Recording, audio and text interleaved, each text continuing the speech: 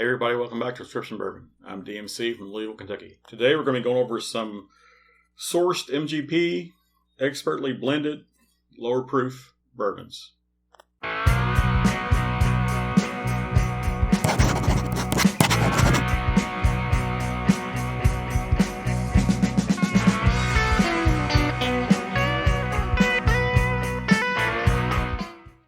All right. So I've got these poured already, got them airing out a little bit. I'll talk about these different bottles, these different distilleries a little bit before we get into the tasting. We've got Belle Meade out of Nelson's Greenbrier Distillery in Nashville, Tennessee. This comes in at 90.4 proof. And they've got a whole backstory about how the Nelson Greenbrier Distillery is come back into the fold here recently after being closed for years and years. Probably cover that some more at some other point in time. But this guy is, I believe, 100% MGP. It is sourced by Nelson's Greenbrier, which means that MGP may be distilling it per their specifications. Almost everybody who gets stuff from MGP has some NDAs and non-disclosure agreements, so you never really quite know all the full story. Next up is Smoke Wagon Bourbon out of Nevada Distilling Company, Las Vegas, Nevada. This comes in at 92.5 proof, and once again, this guy is, I believe, 100% MGP bourbon, just expertly just blended there in Nevada. It is aged and bottled there in Nevada. This guy Smoke Wagon has been getting a lot of reviews here lately. This is their base straight bourbon whiskey offering. They do have a small batch. They do have an uncut, unfiltered, and they do have some specialty releases. Next up is going to be a High West whiskey, American Prairie bourbon. High West is out of Park City, Utah. This comes in at 46% or 92 proof. This is a blend of straight bourbon whiskeys at least 2 years old, and it does say sourced whiskeys. Once again, I believe most of this, if not all of it, is MGP. So these two didn't have an age statement on them, so we're going to go with these are 4 years old.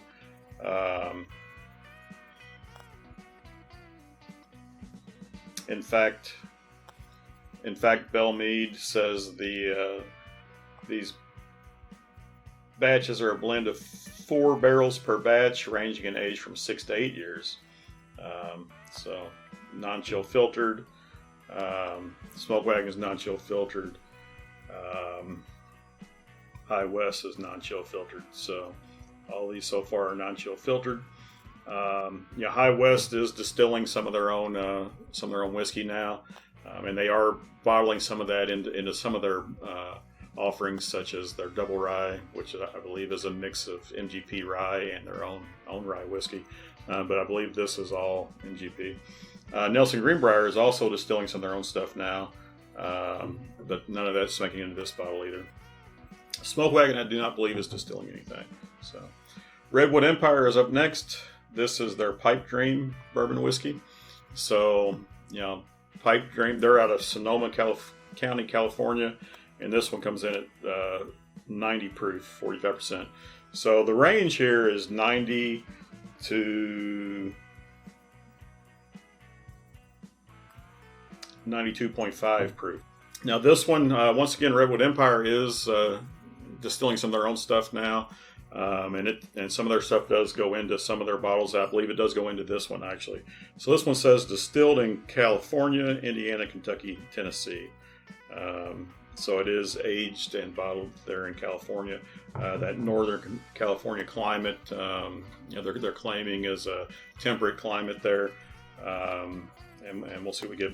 But with those, obviously the California, I believe, is their own distillate, but the Kentucky is probably something like Barton's. Indiana is the MGP. and the Tennessee is probably Dickel. So it's a mix of different stuff. So should be some MGP in this. That's why I threw in this mix, but it's in the same proof range, and these are all known as being expertly blended whiskeys. So I'm ready to get into this. We're gonna start with the nose. Go through. I'll give you a quick rundown on the initial impression on the aromas. Go back through and we'll taste them, and I'll tell you what I think and which one I prefer today. So, all right, let's go. So we'll go A, B, C, D from my right, your left.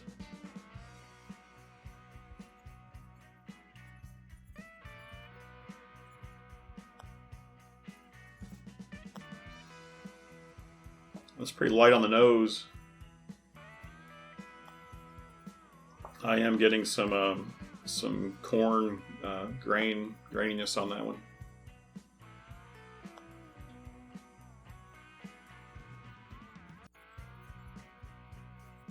Very similar on B here.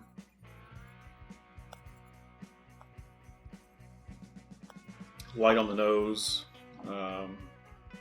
Some corn on that one.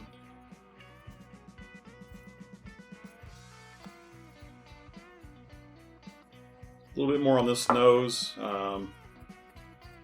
Actually got a little bit of oak and a slight hint of caramel on that one. So last D here.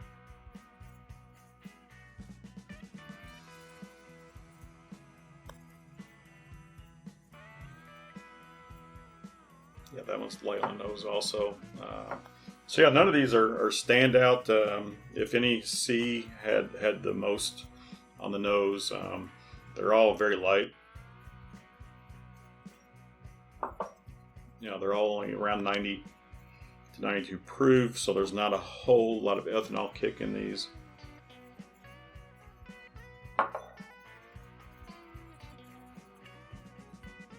Yeah, so very similar, not much different, but if I had to give a winner to the nose, it's going to be C. All right, we'll go through and we'll do a taste on these. Cheers.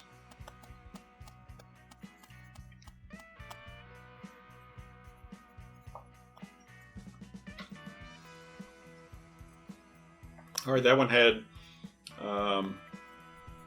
some peppery spice on the back of the tongue that came late. It wasn't initially on there.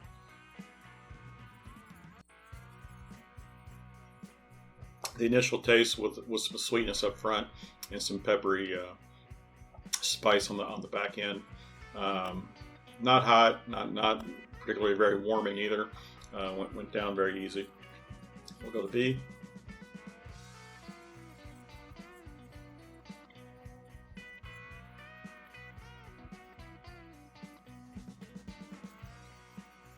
B had some late spice also. Probably a little bit more of it. A little bit, tiny bit warmer going down. But it was very similar to A. I mean, it was some sweetness up front, some late spice.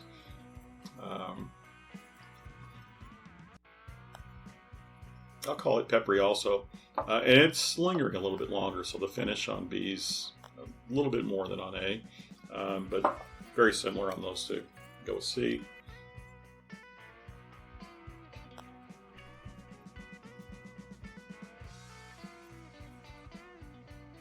Definitely sweeter right up front on the front of the tongue.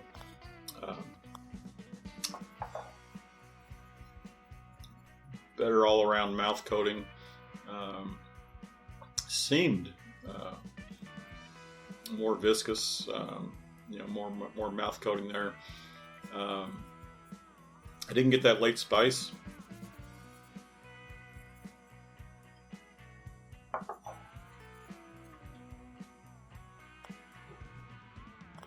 That sweetness does turn into a caramel. Some burnt sugars there, maybe a tiny bit of oak. But yeah, good bourbon flavors on that one. Go with D.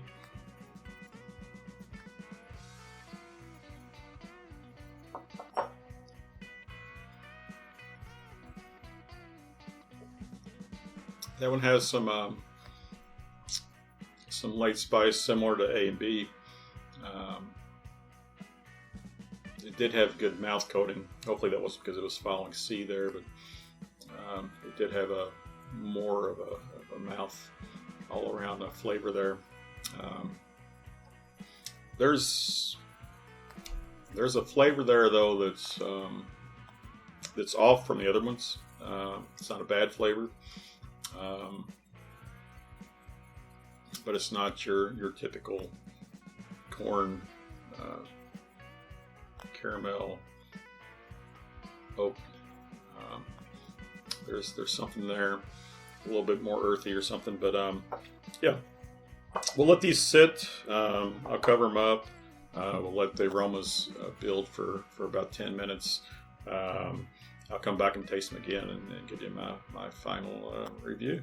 So we'll be back. Thanks.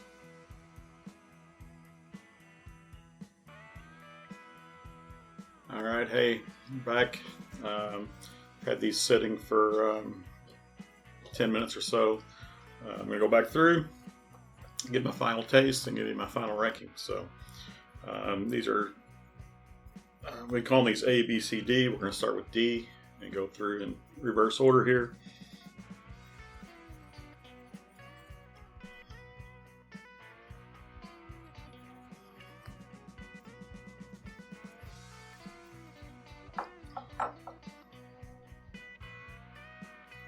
Yeah, definitely all these being right at 90 to 92 proof. They're not hot. This one's super sweet on the front of the tongue.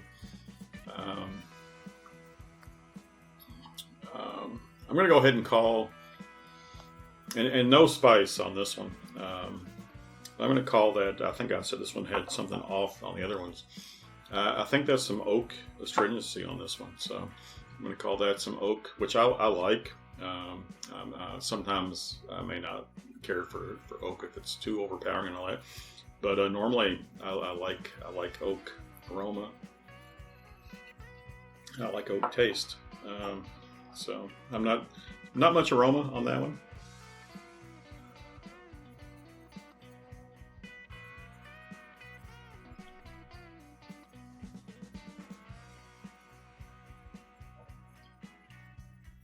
That one's even sweeter on the taste.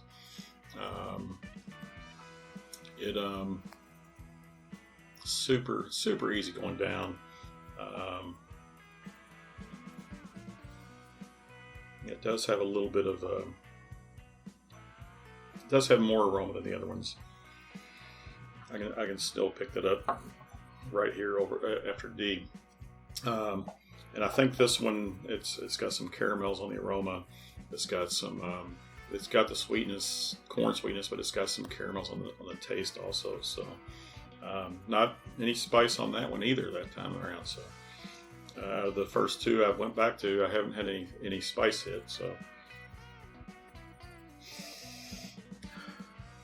very, very light on the nose, and not really picking anything up.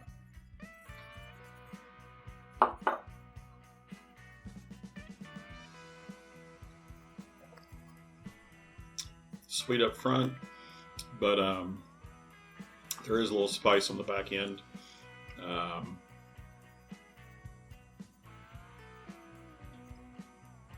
Yeah, and the more it sits there, the more it evolves. It's coming forward, and it's lingering. So.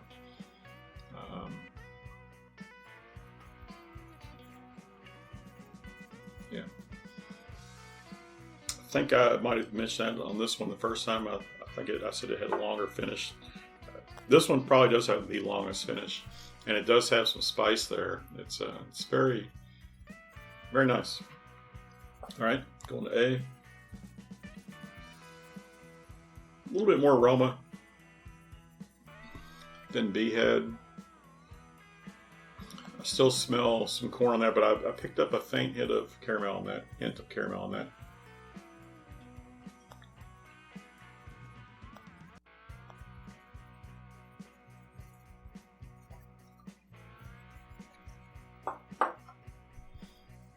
Yeah. I picked up a faint hint of caramel on the taste on that also, but it does have the spice on the tail end of that, and the spice does go down slightly. So, these two don't have any spice at all. These two definitely have some spice. All right, let me go back and just taste them all again real quick, and I'll come back and give you my verdict here. I'll do some A/B tasting here, and we'll see.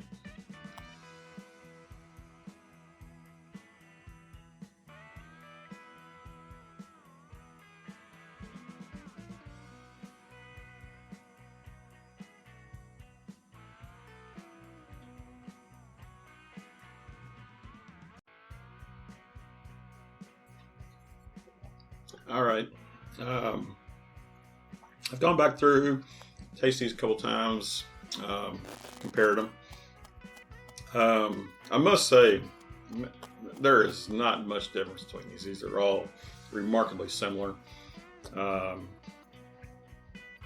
do think I have a winner, though.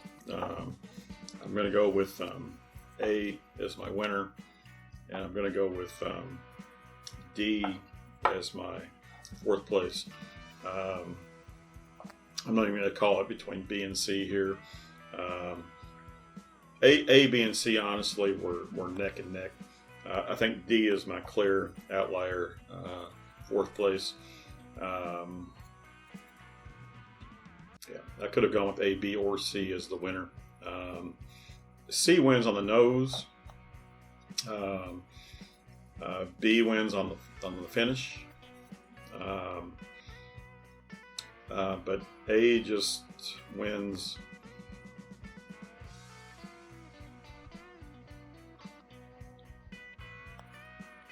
all around. Very enjoyable sip. So, all right, let's go through and see what we've got. So coming in fourth place, we've got the Redwood Empire. All right.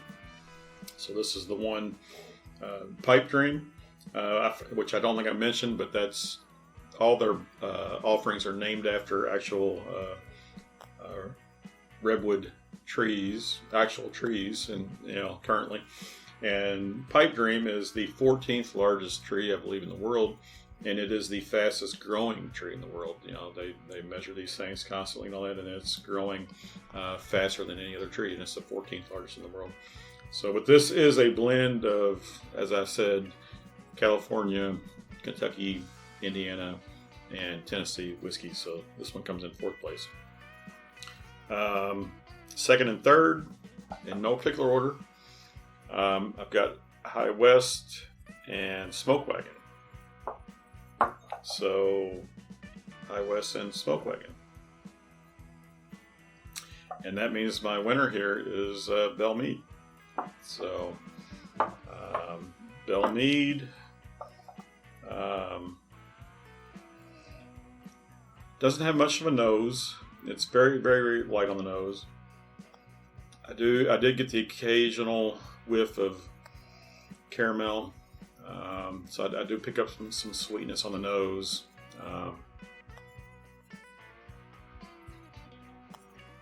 And I did pick up that caramel on the taste. I pick up some spice on the taste. It's a very enjoyable sip. So, I also forgot to mention, though, Belle Meade does this small batch. They do particularly label this as a sour mash. These other ones may have some sour mash in them or not, but they're actually calling this out as their sour mash straight bourbon whiskey.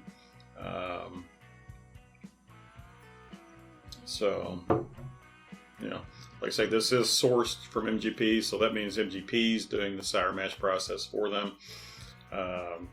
And they definitely could have sour mash in these other ones. They're just not calling it sour mash. So, some people nowadays, in particular, places like Wilderness Trail Distillery, they pride themselves on being a sweet mash. Where every batch is brand new grain, nice clean batch. They call that a sweet batch. Whereas the star batch, they obviously bring in some of the previous mash from the previous batch and get that as a starter for the next batch, kind of like sourdough bread. So, but there we go. All I say, no huge standout winner here. For whatever reason, the Redwood Empire was a notch behind on all these, but these three were all neck and neck and neck. So we had, C was the Smoke Wagon. This one had the most aroma. B was the High West.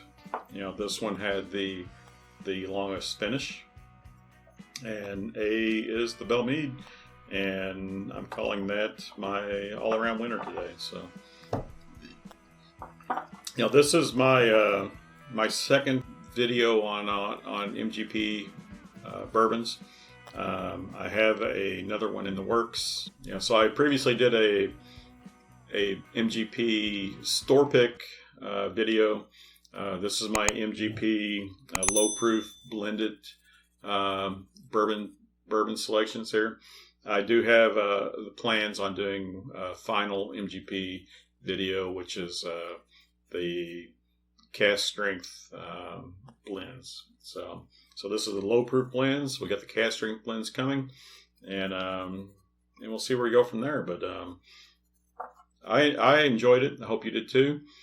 Hit that like button, hit subscribe. Love to hear from you in the comments down below. Remember, everybody, all bourbon is whiskey, but all whiskey is not bourbon. And the best bourbon comes from Kentucky. But in the end, it makes some good stuff. Cheers.